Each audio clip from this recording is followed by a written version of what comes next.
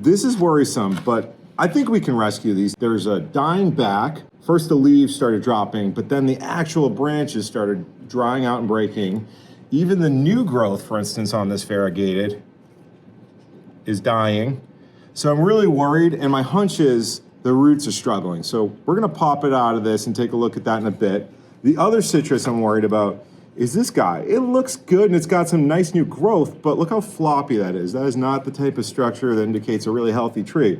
So what we're gonna do today is we're gonna try to rescue both of these guys, get them into a really good soil container with plenty of room for the roots to dry out, and hopefully rehabilitate if there's root rot. And we're also gonna get them into a better environment with better lighting, better humidity controls. This is what a good, healthy citrus looks like, which is on the contrast, you know? Look how healthy the new growth is, the old growth is sticking around, nice little dense clumpings. Everything looks great on this tree. Still, I'm gonna transplant it before it starts going downhill. This plant, it was struggling when I got it, and I probably shouldn't have picked it up. To be honest, this leaf curling it showed up with, I didn't see any new growth on it, which is always something to look for when you're buying a plant. Look for some new growth. I knew it was trouble. It wasn't the best, healthiest plant, but it was so pretty and it was so unique. So I bought it anyways with the hopes of rescuing it. I mean, how often do you see a variegated citrus tree? Yeah, and this was a unique looking one. It's a tiger navel, and but still nonetheless, I shouldn't have bought it for the reason alone that if it's not looking good and it's got signs of disease, that could have spread to the rest of my citrus. So it wasn't a great call, but let's see what we can do. I don't know if this one's gonna come back to health. I give it a 50-50 shot. I'd say this one, I think it'll be fine once we transplant it over. So step one, let's get it out of this container and see how the roots look. Let's see what's going on. So anytime we see a plant struggling like this, we obviously worry about pests or disease. And then in particular, with a plant that looks like this, we're really worried about root rot. So we're gonna go ahead and dig it out and see how the roots are looking and if that could be contributing to what's going on with this guy. Oh. Now that being said, we do want to be really gentle. I made this mistake where a plant's been suffering from root rot and there's been a chunk of healthy root matter. Oof, yeah. And while doing this, I've ripped the only healthy roots off. So be really delicate however you can. All right. Beautiful work, Andy. Okay. So I don't hate the way these roots look. They actually look a lot better than I ever anticipated. Now this is a grafted plant. So the roots are looking good. Really good. Foliage on the graft is not looking great. Yeah, the roots are looking really good. And citrus tree roots have a yellowish tint to them typically, so this looks good to me. You know, we had transplanted, they hadn't started moving out much, but nonetheless, I think we can do some good to this guy.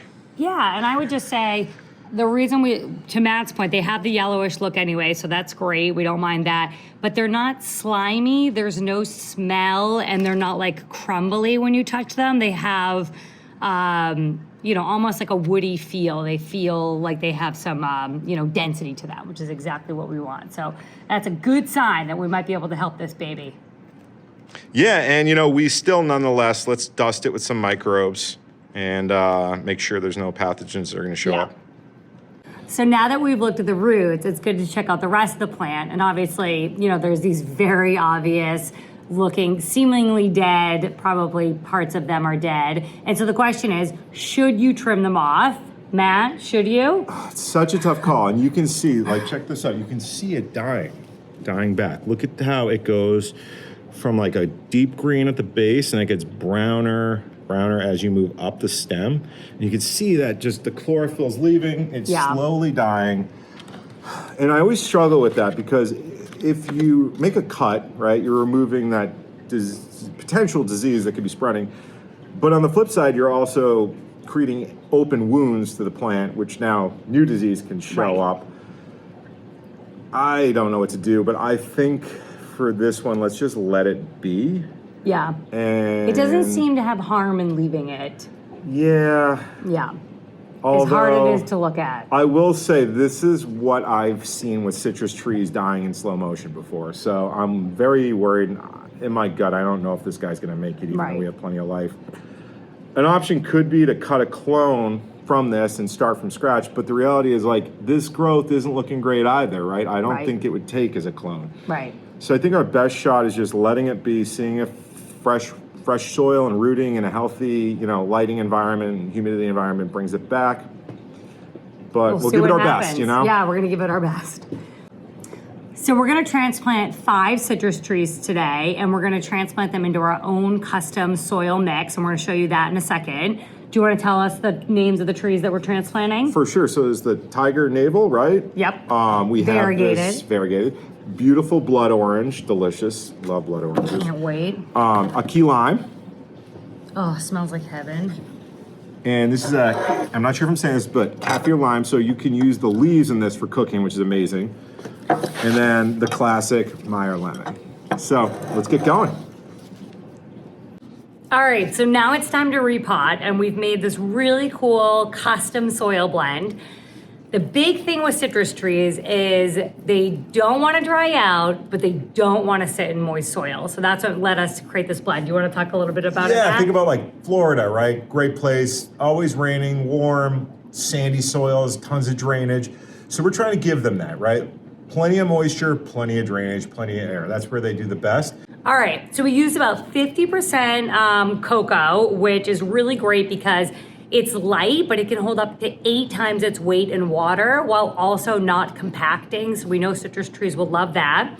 Then we added about 10% biochar, which is one of my favorite ingredients. It's fantastic at holding onto moisture, nutrients, and it provides a home for microbes. So you gotta love this. We love particularly the chunky stuff. It almost is an alternative to hydrogen that has some additional benefits, or clay pebbles. Yeah, no, you're absolutely right. I was just gonna say it adds porosity to the soil because it'll never compress or break down. It'll always stay as this kind of chunky little rock, which is great. It's like a battery for your fertilizer too. Yeah. It sucks up excess fertilizer, holds onto it, and then releases it as needed for the plant. Yeah, and then we did cactus and succulent mix, which actually can also be used for citrus trees. And most of the time, if you're having trouble finding a citrus tree specific soil, cactus and succulent mix is going to be your go-to. It provides that really great drainage and aeration. Yep. So that's in here. Lots of sand in the cactus mix, which is great for citrus. Yeah, great point. It's enriched with some kelp as well, which is nice. And then lastly, we added a bonsai mix as well, which I know is a bit unconventional, but it actually provides excellent drainage as well as calcined clay, some expanded shale, and then it's also got some aged forest products in it as well. So we think that this is going to be a really great mix for the citrus. Its roots can stretch out, but won't get waterlogged. And we're trying to set it up so it does well in a bottom watering setup, right? So all of this is going to do a good job allowing for wicking upward in the table we're going to put it in to water. But also we're going to be able to transition these guys outside this summer too. So it's kind of a balance between the two. The pots we're using, or containers, are these 5 gallon, which is really big, which is really this guy's less plants. than a gallon currently. Yeah, into a 5 so gallons. normally I'd say be really careful over watering, but fortunately with Coco, you can just water continuously and not have issues. People use it as an alternative to hydroponics. So we're formulating it a little like that. Now, it will dry quick in the summer. We're using these Rain Science white plastic pots that mesh. They allow really great drainage. I also love using these guys because they're white, which reflects sunlight and keeps the roots cooler in the summertime. So our goal for these is to keep them going for the next few months and then transition them outside for the summer and bring them back every fall, winter. That's a great point. I just want to add one other thing about fabric pots or the Rain Science pots, which are the plastic woven material, which is that they allow air pruning as well. So it's impossible for a plant to get root bound or have root circling. When the roots touch the edge of the fabric here, they, instead of circling, they stop and actually just rebranch. So you get maximum root volume for the size of your container, which means maximum nutrient uptake. And I think this is particularly valuable for citrus, is my hunch. We'll see how this goes. But with citrus, they seem to really love having massive amounts of roots right at the surface, tons of oxygen, food, all of that. Now, this is basically creating a massive amount of surface for that plant, right? And some of that surface is gonna be really low on the water line, so they're gonna get a lot of food, water, and access to air and water. I think it'll go really well. Okay, so now it's time to transplant them. I filled up this bag here with a good amount of soil. So obviously we can keep this guy near the top. And then do you want to talk about what we're going to do before we bury the roots? So because I'm a little worried about the roots, I'm actually going to spread some of beneficial microbes, which have mycorrhizae, which will help promote healthy root growth over time and protect from pathogens, particularly root rot is the big thing we're worried about. Yeah. So I'm just going to lightly dust with this stuff, and this isn't stuff that you can overdo too much. It's just not the cheapest, so you just want to be frugal more than anything. But all right, now you want to just position it in a place, and I'm going to probably put some right on top. You don't want to bury too deep. You don't want to bury much woody matter with a citrus tree or any type of tree. Really hope this one makes it. Such a cool variety. I'd hate to lose it, Look at that. Not bad. One down. Wow, that looks Happy and healthy this. already. Yes. I really love this mix. We could put like a mulch layer on top, right? And that can help maintain moisture, but actually we want to maximize root aeration, right? So I'm gonna avoid, maybe when I bring them outside in the summertime, I'm gonna add a layer of rice hulls on top to keep some of that moisture in, keep those top roots from drying out, which are really important to them. But in this situation where we're gonna have automated watering, which we'll show you in a moment, I'm gonna leave it open and exposed to start. Yeah, that sounds great.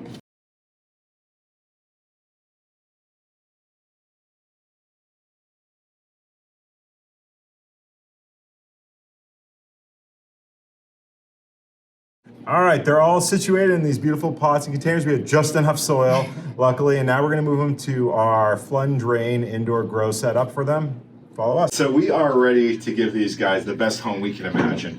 What I've got set up here is a 4-foot by 4-foot tent with grow lights above and ambient fans, which I'll talk through. And then this is a flood table, and below the flood table is a reservoir. Now the way this system works, right, is there's 40 gallons of water in here, and there's a pump right here. Now the pump goes to this T, pumps up here, and then floods up through this guy, and then back down. Now let's put this cap. This cap is to prevent any heavy debris from getting in there. I can set the height that flooding occurs, right?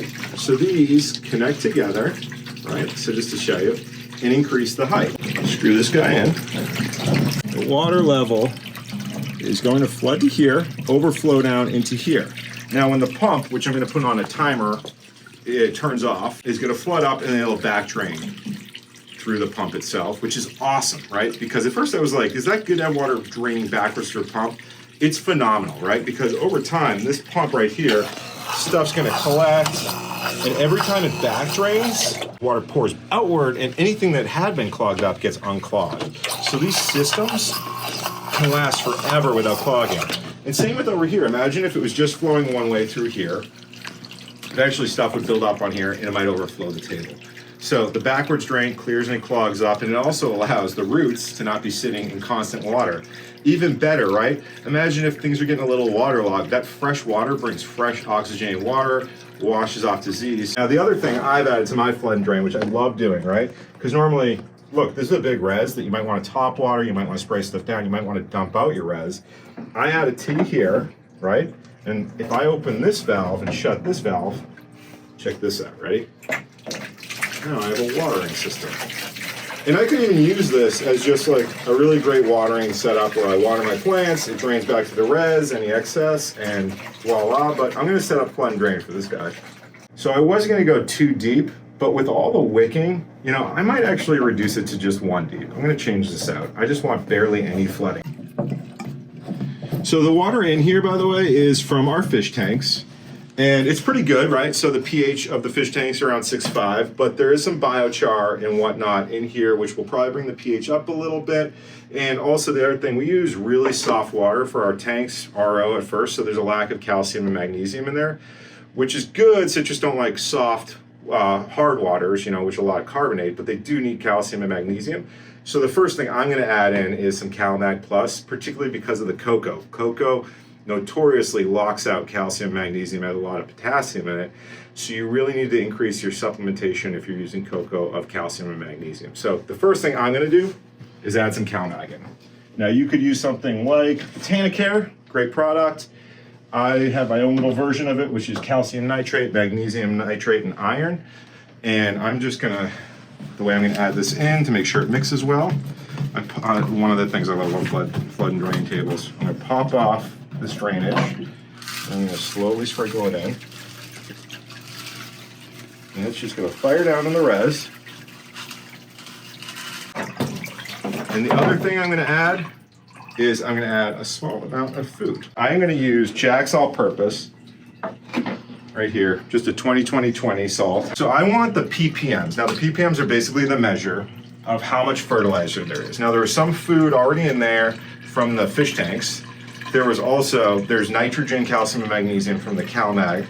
So let's take a peek at what the ppms are registering at. So you can see they're very low. So 300. So I want to get that to 700. So if there are 40 gallons, and let's follow the instructions. If there are 40 gallons, let's say, in this reservoir, it says add about a half a teaspoon to a tablespoon. So it's a pretty big range. Let's do 1 teaspoon per gallon, which is about 200 mLs. That feels like a lot to me. I'm gonna start off with just 100 mLs for this flood table. Let's see where it winds up. It's easier to add more than to have to overdo it and then have to dilute the reservoir. You'll have to dump it out and add some clean water in. So let's just start with 100 mLs. Or let's do 75. Let's be even more conservative. And so I'm going to do the same thing I did with the CalMag. Just try to get that in that drain. So we've let it mix for a bit, but it's going to continue to adjust and change, which is why it's going to be really important to monitor it tomorrow. But let's check it for now. So the ppms right now are, let me get close to the middle, around 420, 430. I keep seeing them move around. My hunch is it'll drift to around 600. We'll check it in an hour. The pH, which I think will probably stay relatively stable for now, but again, check it tomorrow. 6.7. That's great. I'm going for 6.5 on this. So particularly tomorrow, once it adjusts with all the media and the soils, because everything in here is going to really make some changes in these plants. The plants are going to adjust the reservoir, so we're going to want to fine tune it on a daily basis, especially for the first week until it stabilizes. So next step, let's get this thing flooding, and let's get the plants in. So this guy, put this poor guy in this front corner right here so we can keep our eye on it. This straight up tall one in the back corner. You always have to be careful with tent setups. The back corner can be where plants go to die. Let's put this big tall other guy right here. She's looking great. I'm gonna put this one that's kind of stretching out right in the middle. Oh yeah. Doesn't this look awesome? I love the way this looks. I think these guys are gonna be happy in here, but we'll find out. Alrighty. And now that we've got this going, I'm gonna gently start top watering with this, right? I don't want to cause too much disruption, so I'm gonna kind of put my finger over, get them from the tops, nice and wet. I think they're gonna do so well in here. And I wanna water really light, right? Because I don't want the soil to compress, I just want it to get wet. So that way it can wick upward from the bottom. But once it's compressed, right, it's not gonna decompress, right? So if this soil starts squishing downward, I lose all that fluffy aeration, which is great. So I'm just giving a light watering. All I want it to do is be wet enough. Water attracts water, and so I just want it to be wet enough to continue to wick upward. I'll come back and water a little more over time, give it a little more, a little more, a little more, and just keep doing this until it's saturated but not compressed again. Oh, this looks good. I think this is going to do really well. And if not, anyone out there, if you see something I'm doing that's just going to lead to absolute failure, let me know. I want these guys to do well. I don't have an ego in this, and just want to succeed. Oh yeah, I can feel it. It's already starting to get a little heavy, which is good. I found giving a little shake of the pot, best way to really figure out whether your plants are holding water or not. And these ones are getting heavy. This is good. They're sucking up water, I can feel it. So I think this is good. I am going to switch the valves over, so now it's going to flood up from the bottom. Okay. And that is all, folks. We are good to go. I'm going to set the timer, and I'm going to set it to go on for 15 minutes every hour. So it's just going to flood, drain, And tomorrow I'm gonna come back in, I'm gonna check the pH again, see where it's at, see where the nutrient levels are at, and adjust it. So for the next week, every day I'm gonna check, and I'm gonna get the pH to be between 6.2 and 6.5, and I'm gonna get the ppms to be between 7 and 800. I'm just gonna keep that dialed. The other thing you might notice, these lights super dim right now.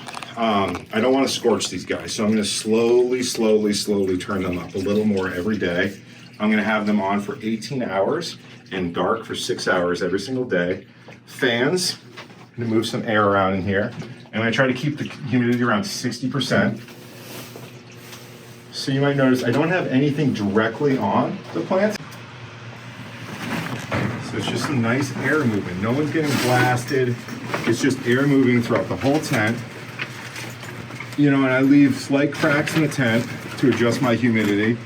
Long term, we could definitely do an inline fan that triggers to turn on and off when the humidity is not perfect.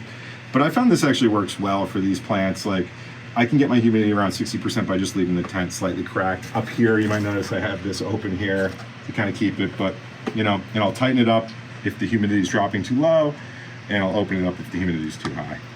And until tomorrow, friends, I'll see you.